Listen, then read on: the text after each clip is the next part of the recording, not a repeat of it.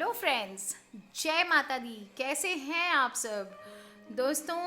रविवार 19 मार्च को शीतला सप्तमी है और भारत में शीतला सप्तमी पर बासी खाना खाने की प्राचीन परंपरा चली आ रही है।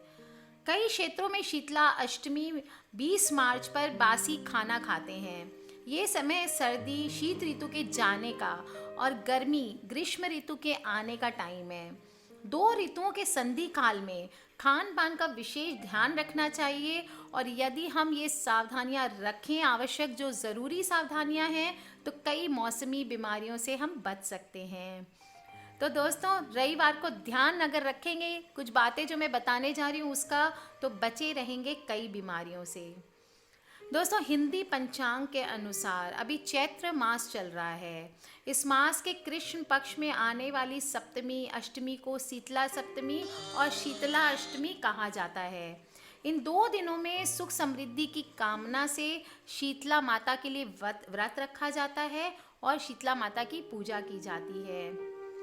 आप भी अगर सुखी, स्वस्थ व समृद्ध जीवन चाहते हैं, घर परिवार की कामना करते हैं, तो शीतला माता की पूजा जरूर करें। परिवार की स्त्रियां ही नहीं, पुरुष भी इस पूजा को सबको मिलके करना चाहिए दोस्तों। और जो मैं मंत्र बता रही हूँ उसके साथ माता का आवाहन करके पूजा में गंध, चावल, फूल, वस्त्र, भोजन आदि पूजन सामग्री अर्पित करके पूजन करें। मंत्र है दोस्तों, वंदे हम शीतलांग देवी रास भस्ताम दिगंबराम मार्जनी कलशोपिताम शूरपालंकृत मस्तकाम। मंत्र का अर्थ है कि हे दिगंबरा, गर्दभ वाहन पर विराजित, सूप, झाड़ू और नीम के पत्तों से सजी सवरी और हाथों में जल का कलश धारण करने वाली माता, आपको मेरा प्रणाम है। दोस्तों, इस दिन ठंडी रोटी खाने का योग होता है और बहुत ही पुराने समय से ये परंपरा चली आ रही है।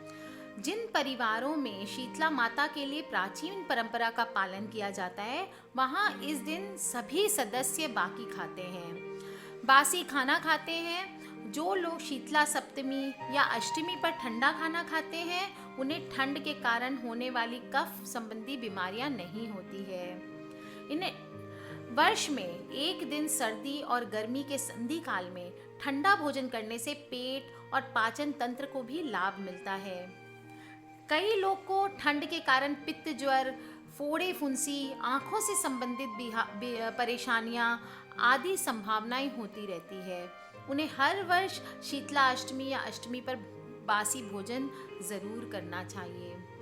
दोस्तों, ये परंपरा बहुत ही पुराने समय से चली आ रही है और आज भी बड़ी संख्या में लोग इसका पालन कर रहे हैं। सप्तमी से एक दिन पहले ही खाना बनाकर रख लिया जाता है और सप्तमी पर यही बासी भोजन खाया जाता है।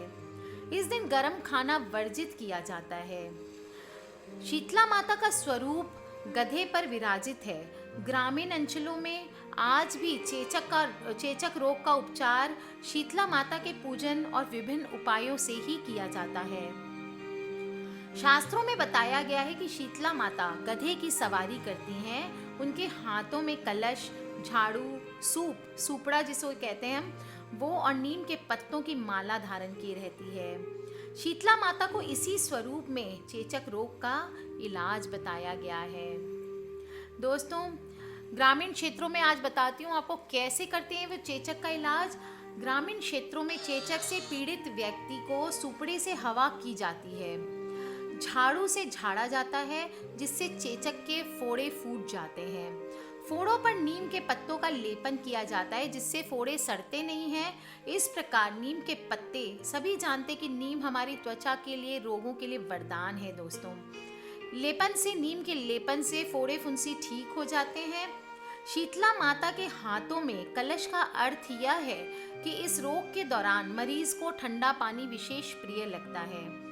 अंत में जब फोड़े ठीक होने लगते हैं तब गधे, शीतला माता का वाहन, की लीद से लेपन किया जाता है जिससे चेचक के फोड़ों के दाग दूर भाग जाते हैं। शीतला माता को ठंडे खाने का ही भोग लगाया जाता है, इसलिए शीतला सप्तमी से एक दिन पहले ही खाना बनाकर रख लेना चाहिए। प्राचीन मान्यता के अनुसार इस दिन घरों में चूल्हा नहीं जलता है दोस्तों, और सभी को एक दिन पहले बनाया गया बासी भोजन करना चाहिए।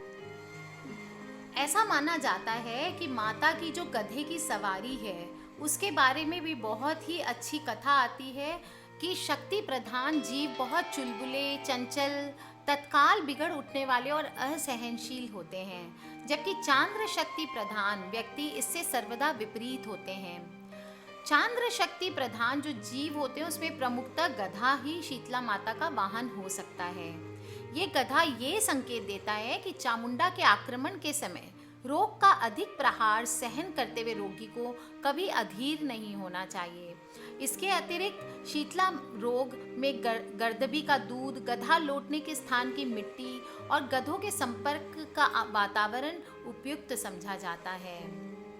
दोस्तों, भारत में प्राचीन काल से ही शीतला माता की पूजन करने की परंपरा रही है, और दोस्तों आज भी साल में एक बार होली के बाद ये शीतला अष्टमी का त्यौहार घर घर में मनाया जाता है।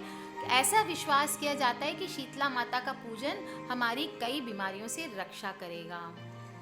दोस्तों, मान्यता के अनुसार शीतला माता भक्तों को कई प्रकार की गंभीर बीमारियों से बचा सकती है, जैसे कि चेचक, खसरा, चर्म रोग आदि। सुंदरता के लिए शरीर का निरोगी होना बहुत ही आवश्यक है, और इसी कारण शीतला माता का पूजन हमारे लिए ज़रूरी है।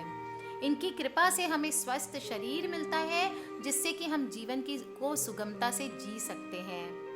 स्कंद पुराण में शीतला माता पूजन का विवरण दिया गया है। ये उत्सव हमें प्रेरित करता है साफ सफाई रखने के लिए, साफ सुथरा रखना हमें बताता है, जिससे हम स्वस्थ जीवन जी सकें।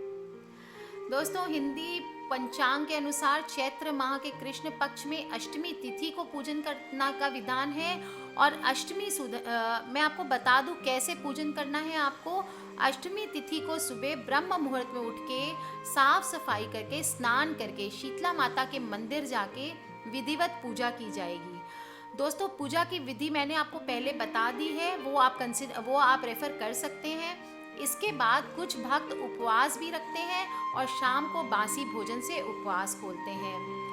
जो उपवास नहीं रखते हैं वो बासी भोजन को प्रसाद के रूप में ग्रहण करते हैं, लेकिन दोस्तों किसी के भी घर में इस दिन चूल्हा नहीं जलाया जाता।